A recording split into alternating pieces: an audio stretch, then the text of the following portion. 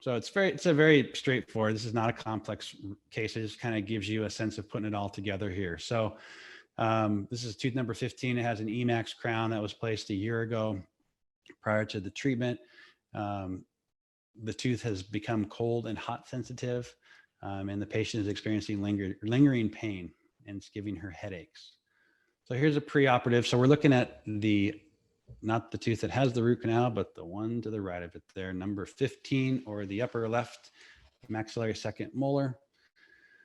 So access is made. This is using a zirconia burr. I like to use Edgendo makes a great zirconia burr. It's cheap and efficient, two of my favorite things. But it does a really good job working through lithium disilicate, zirconia, just about any of the ceramics that are out there, even the porcelains. I mean, does a nice job.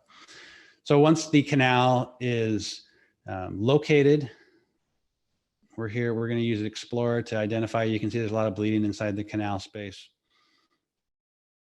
We're going to do an initial crown down using the M4 setting. So I'm using an S1 file. I'm kind of just feeling for the pathway before I even activate.